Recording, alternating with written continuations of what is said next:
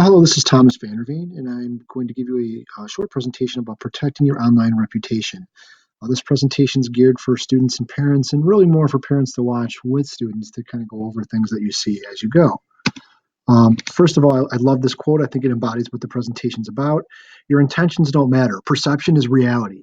If people perceive you the wrong way, it doesn't matter what your intentions are. And that's so true online. If somebody sees a picture of you and thinks one thing about you, they're going to think of that about you, especially if it's a first impression. So no matter how many times you try to argue against that or you try to put up a different facade for them, they're going to think based on what their first perception was or what they want to see.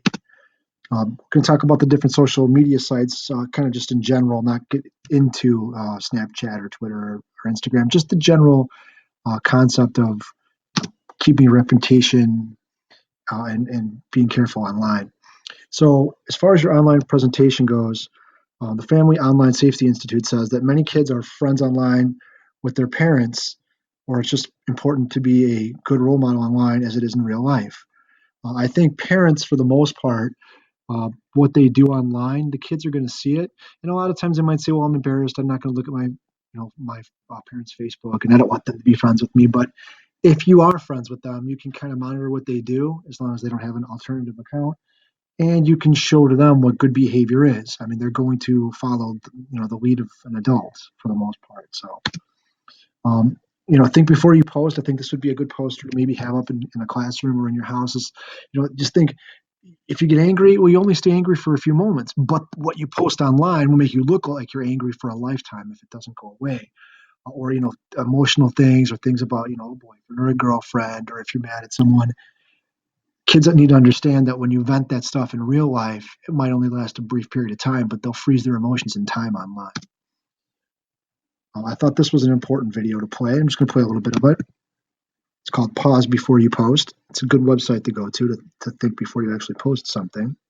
Social media websites such as Facebook, such as Twitter, such as YouTube, where you can obviously make videos and then have people comment and rate them, they're so popular because it allows us to express ourselves. The one problem with social networking is if you post a piece of information on your profile, whether it's a picture or a comment or a quote, whatever it is, all your friends get that. Maybe they think it's cool, maybe they think it's neat, maybe they think it's funny, so then they share that with their friends.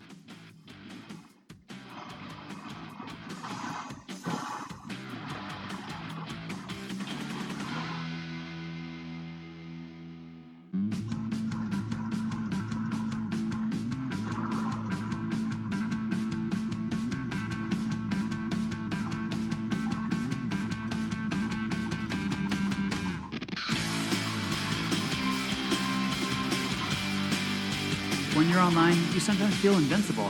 I mean, you're behind a keyboard, you're behind the text pad of your phone, and you just have this, geographic distance from anyone that you're talking to.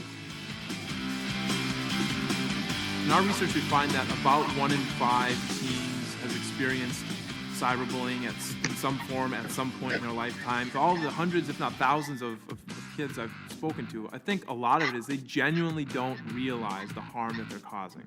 I think a lot of teens are hearing from adults in their life that, look, you have to be really careful about what you post because of employers, because of college admissions coordinators, because of parents, or even law enforcement. It's better when you learn from the mistakes of others than to make the mistake yourself and have to live with the long-term consequences of a simple mistake. Okay, and I'm going to stop there with that, just because, again, I thought it was really important. I think that encouraging children to push the pause button on what they're going to say before they say it is probably like a really good slogan, a main slogan that we should have up, like again in classrooms. Think before you put things somewhere. It can stay on your permanent record online. We had to do data mining for one of my classes recently, and I really learned that if you put things online, people can find them decades later if they want to.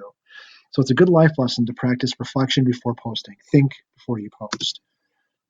Another thing that I learned that I think is really important for students is to set everything to private.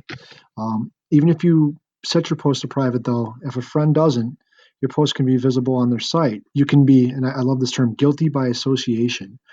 It stems from one friend to another friend to another friend. Eventually, someone can get connected back to you that wrote a political thing or, some hate post or something like that. So students need to be very careful.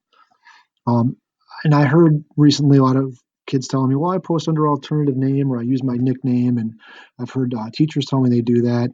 And technically, I read through Facebook, and technically, they'll shut your account down if they find out you do that. You have to, according to them, post under your real name. I recently signed up for Twitter, and they made me put my real phone number in and actually texted me.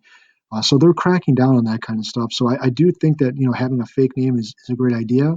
But then wouldn't that be terrible for parents to try and find their kid too? Like they'll give them a fake account, and so you gotta, as a parent, probably check all your kids' accounts, and students need to make sure that they're not creating these fake accounts because they're opening themselves up for problems and people connecting to people that they don't want to. Don't randomly friend people. I think the best advice I read online is that you should read your child's friend list over and over again throughout the year just to make sure they're not friends with somebody randomly new you don't know about. And, even remember that you might trust somebody that but they might be posting questionable things. So maybe you should block them, and if you don't know somebody, don't friend them because if they're not your friend in real life, they're not going to be your friend in cyber life. Pictures, I just thought I'd mention this. Those are really, really important to monitor. I think posting pictures as few as possible are important. I mean, these are just kind of goofy, silly pictures that you see, but if you think every picture that you put up, anybody can pull up on their phone in school. So it's like having a poster up on your locker where everybody can share it, but except millions of people can see it if they really want to. So I thought that was important. Managing your passwords. Yahoo recently had a huge hacking. Even I was affected by that, and I had to change my password. So I think kids and parents alike need to make sure that they're creating a very unique password and that they're changing it. For me, I think it's important to change it consistently because if someone guesses it, even as a kid, you could open up your parents to their accounts being hacked if you're using a shared computer with them. So 40% of people had an online account hacked, a password stolen, or were notified their personal information had been compromised, myself being included in that. So, but only 8 in 10 people said they were concerned. So people need to take it a lot more seriously. They could get into your bank accounts and get into your credit card account. Proofreading. I just thought I'd throw this in there. I even said this might seem silly, but people judge you by what you write online. I'm cringing reading that first line there because I intentionally misspelled everything to kind of prove a point. Like if you read something that someone wrote and it's misspelled, I hate to say this, but I feel like their IQ drops a little bit in my mind. And I misspell things all the time, so I'm criticizing myself too. So I think we all need to be really conscious of what we do because people are going to read that and judge you by how you spell things. Um, for kids, for students too, remember that your parents can revoke your account. And parents, remember, you can do that. You can revoke their accounts. Watch what they do. And if you find something to be questionable, take their account down, take their phone. There's a lot of bad stuff out there, and you can control that. Data mining means just searching yourself out, Googling yourself on the internet and seeing what you can find. I think parents and students should do this on a regular basis to see what their child's digital footprint is out there. I know for the most part, kids are just going to have social media sites, but you never know. And as the kids get older and into their, 15, 16, 17, when they're going to apply for college, it's very important. Getting, towards the stuff that really pertains more just to the students, bullying. There's a really good website, safekids.com, that I used for this information. And, there's a lot of information here, but just in general, if kids are bullying each other online and you see that happen, don't respond, don't retaliate, save the evidence. I think that's the most important thing. Do a screenshot and go and show it to a trusted adult. That means a parent or a teacher or, somebody that you trust that can handle that because no one deserves that. You can also block, by bullying, it could just be somebody saying something stupid that, you kind of question.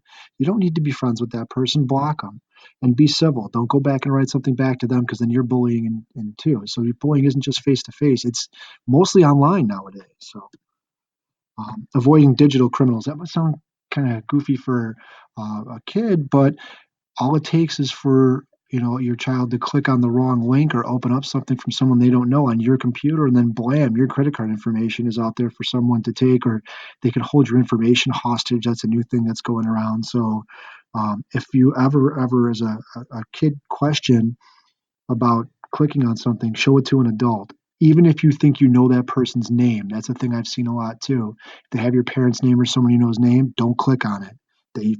They do searches and find that and somehow connect that. I don't know how that works, but they're very advanced with that stuff. Um, you know, and